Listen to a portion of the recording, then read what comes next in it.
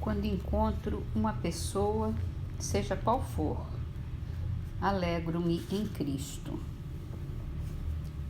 Do livro Mantras de Vida de Loester.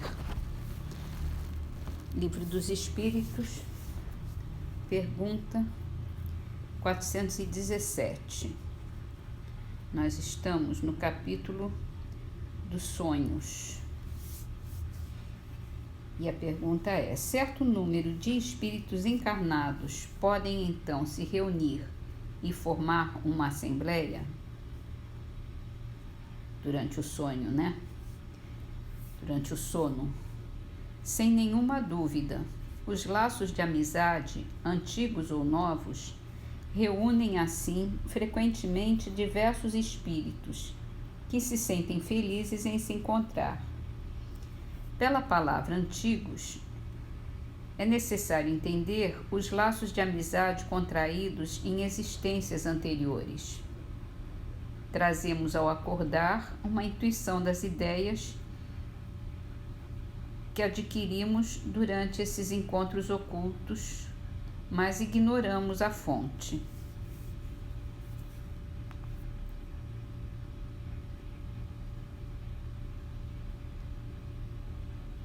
O Evangelho segundo o Espiritismo,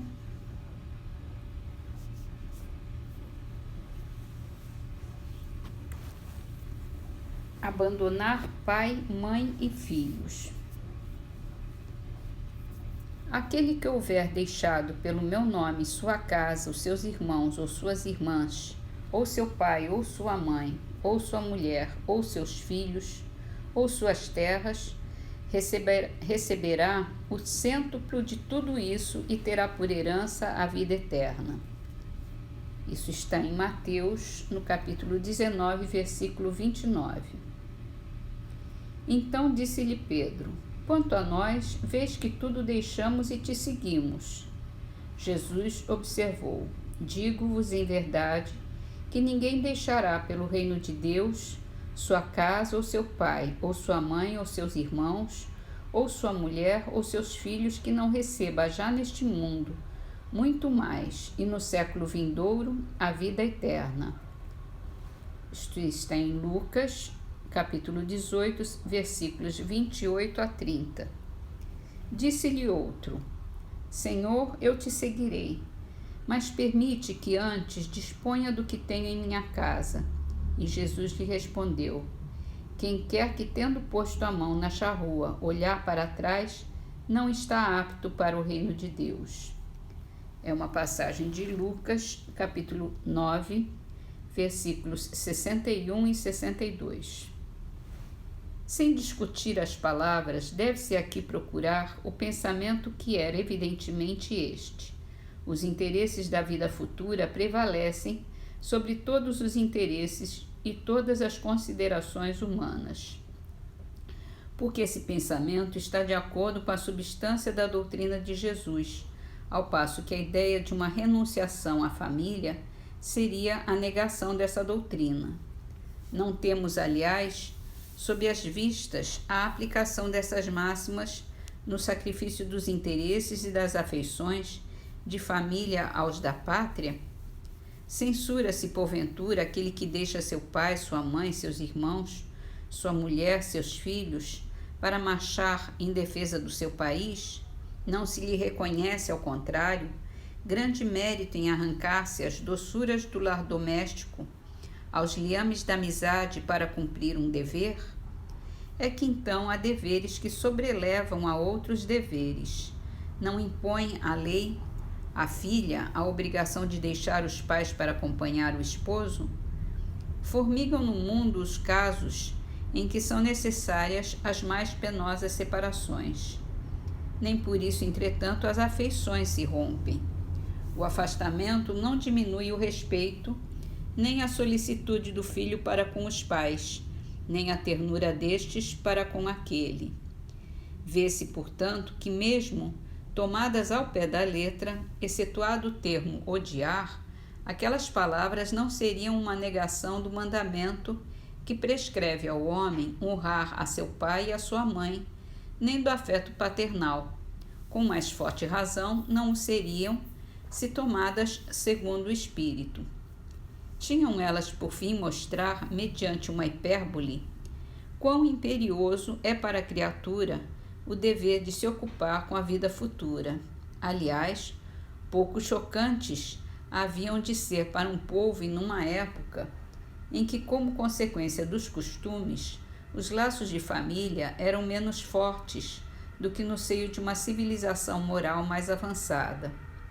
Esses laços, mais fracos nos povos primitivos, fortalecem-se com o desenvolvimento da sensibilidade e do senso moral. A própria separação é necessária ao progresso. Assim, as famílias, como as raças, se abastardam, desde que se não entrecruzem, se não enxertem umas nas outras. É essa uma lei da natureza, tanto no interesse do progresso moral quanto no do progresso físico. Aqui, as coisas são consideradas apenas do ponto de vista terreno. O Espiritismo nos-las faz ver de mais alto, mostrando serem os do espírito e não os do corpo os verdadeiros laços de afeição, que aqueles laços não se quebram pela separação, nem mesmo pela morte do corpo, que se robustecem na vida espiritual pela depuração do espírito, verdade consoladora, da qual grande força aurem as criaturas para suportarem as vicissitudes da vida.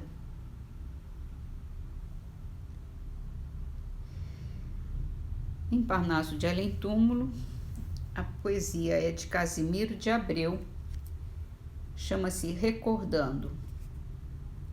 Meu Deus, deixai que eu me esqueça da minha vida de agora, que apenas o meu passado eu possa alegre rever.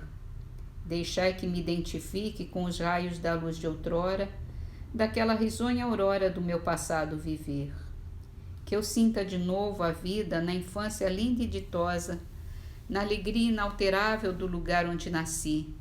Quero rever novamente a paisagem luminosa, sentir a emoção grandiosa de tudo o que já senti.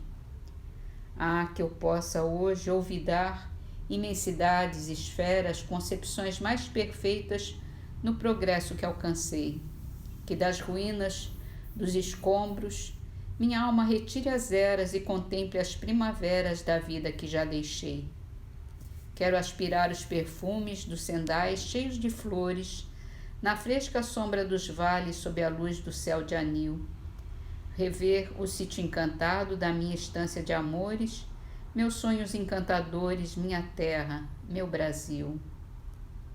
Escutar os sinos calmos sob a alvura das capelas, enchendo as longes devesas de convites à oração, sentar-me no prado agreste, beijar as flores singelas, mirar a luz das estrelas, ouvir a voz da amplidão. Correr sob o sol nascente até que chegue o luar, procurando os passarinhos e as borboletas tafuís. Que esperança, que ventura, viver, sofrer e amar, a campina, o sol, o mar, campos verdes, céus azuis. Ser homem e ser criança, tocar-se a alma das galas, da poesia inexprimível da alvorada e do arrebol. Ó natureza da terra, que tesouros não exalas na carícia dessas falas do passarinho e do sol. Eu gozo de quando em quando revendo essa claridade da existência transcorrida guardada no coração, e dos cimos desta vida na excelsa imortalidade veto prantos de saudade à luz da recordação.